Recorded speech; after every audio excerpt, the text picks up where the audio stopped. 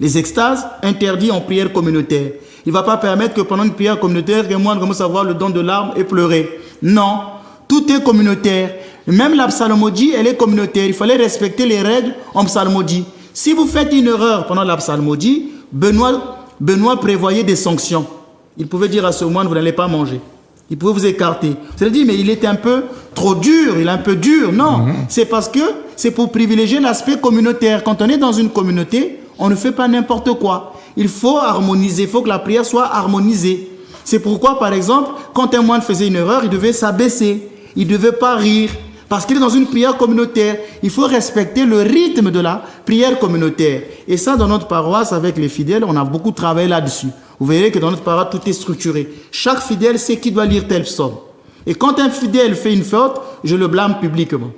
Les gens vont dire, mais le Père Ménas c'est rude. C'est parce que vous êtes dans une prière communautaire. On ne se permet pas de faire ce que l'on veut. Vous voyez, par exemple, dans certains mouvements, on peut dire charismatiques, quand les gens crient, quelqu'un est venu dans une prière communautaire. Vous vous mettez à crier, à tomber. Celui qui avait l'élan spirituel d'adorer son Dieu commence à regarder ce spectacle-là. Donc c'est ça que Saint Benoît ne voulait pas. Il veut que quand une prière est communautaire, qu'il y ait de l'harmonie. C'est pourquoi nous, dans notre paroisse, chaque fidèle sait qui doit lire tel psaume, qui doit faire ceci, qui doit faire cela, quel mouvement, à quel moment on fait tous les métanies ensemble. Il n'y a pas un qui fait les métanies et l'autre, le Père Ménas, est dans l'extase. Non.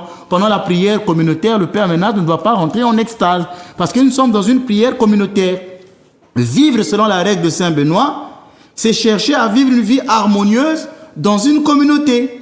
Ainsi, lorsqu'on se trompe ou lorsqu'on fait une erreur, ça va impacter la communauté. Donc, il faut que celui qui fait une erreur va blesser le corps communautaire.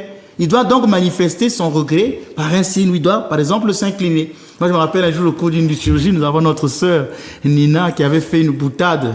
Elle avait lu un test qui n'était pas ce test-là. Je me suis retourné en la regardant et elle riait.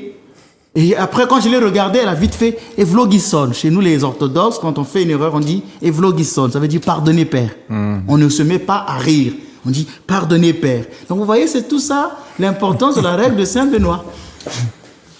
Eh bien, dis donc, c'est vraiment militaire. Hein? Mais je comprends très bien le pourquoi. Mais Père Ménas, lorsque la personne a les larmes qui montent aux yeux comme ça, oui, c'est pas volontaire, ça arrive à un moment. Comment se retenir? Les larmes, c'est un phénomène mystique. Par exemple, les fidèles savent que le Père Ménas pleure beaucoup quand il prie. Moi, c'est un phénomène que je ne maîtrise pas. Parfois, c'est souvent pendant la consécration. Quand je commence la consécration du pain qui deviendra le corps de notre Seigneur et du vin qui deviendra le sang de notre Seigneur, parfois, je ne me rends même pas compte. Les fidèles me diront, mais Père, vous avez beaucoup pleuré. Et je suis surpris, je dis, ah bon? C'est un phénomène mystique. Attention, ce qui est mystique n'est pas toujours magique. Parce que les gens confondent le mystique et le magique. Mais c'est un phénomène que vous ne pouvez pas contrôler.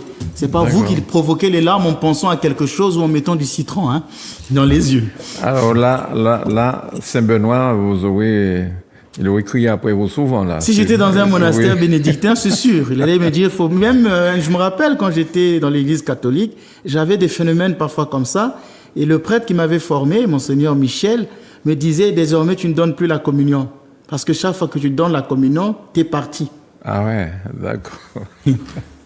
Alors, pourquoi Saint Benoît accorde-t-il une valeur au travail